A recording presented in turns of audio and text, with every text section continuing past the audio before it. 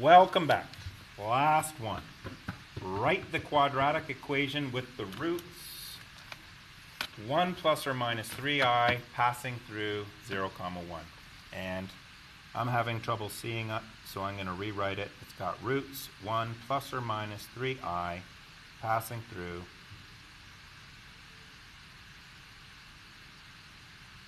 0, 1. Okay, and I'm going to do it on this piece of paper because my life will be easier.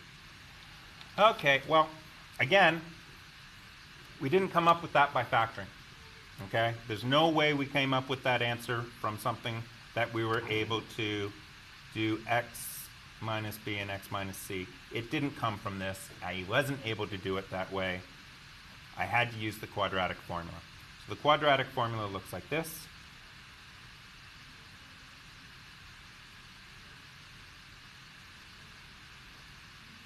And what we have is looking like this. So it doesn't quite look the same as the last one did. It's looking a little bit different. But maybe we can make it look the same. First of all, we know that any number can be put over 1 and it doesn't change. So now it's looking a little bit better, right? And I'm going to compare the two.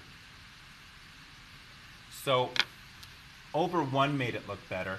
That 3i, could I write it like this?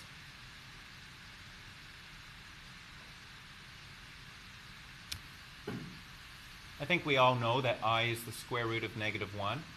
And that 3, could it be put underneath the square root?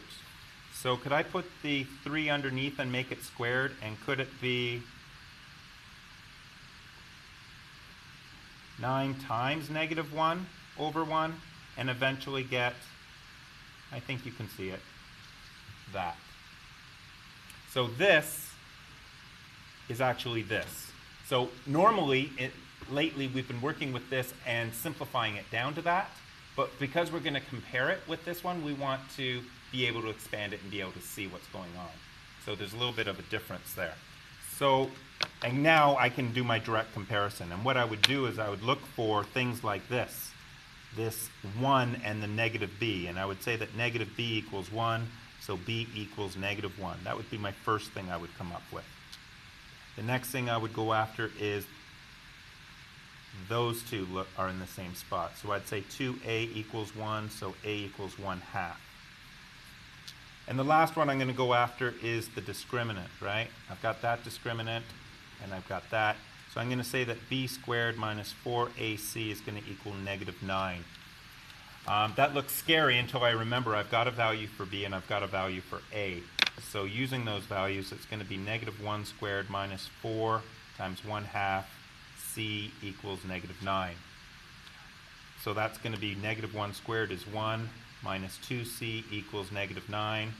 Take the 1 over to the other side, it becomes negative 10.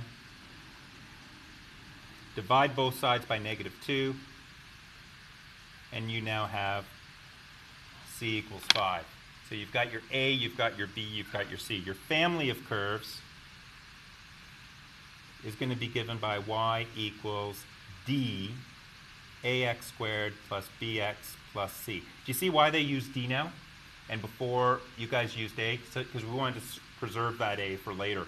That's why they used the d. And now remember that, so this is going to allow us to have the family of curves that's going to be 1/2 x squared minus x plus 5. And that's a family of curves because this d value will allow you to have fatter ones, skinnier ones, ones that open down, ones that open up, but all of them have the same roots. Now, notice I didn't call them x-intercepts because they're not. These are roots. They have an imaginary complex part. So now looking at this, there's two things that I could do. I could get rid of the 1/2 by multiplying this through. No, I couldn't, so forget about that. Let's do passing through the point. So this was my family. You want a specific curve. The point that you have is 0, 1. So we're going to put that in. This is your x value. This is your y value.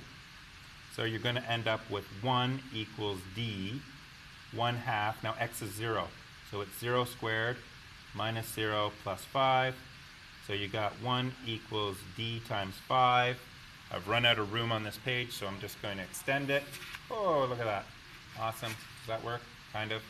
So I'm going to get d equals, divide both sides by 5, is 1 over 5. So let's go back to what we had. I had a family of curves that look like this. 1/2 x squared minus x plus 5. I now know that d equals 1/5. So that gets put in there.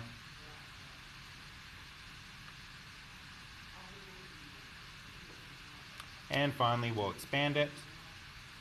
So you've got 1/5 times 1/2. Now come on guys, you can do this. 1/5 times 1/2 is going to be 1 over 10. So it's going to be x squared over 10, or 1 over 10 x squared, doesn't matter. This will be negative x over 5, and this will be 1, because it's going to be 1/5 times 5, 5 over 1, top times top, bottom times bottom. You got 1. Okay? And again, just to make things crystal clear, that's the same equation. Okay?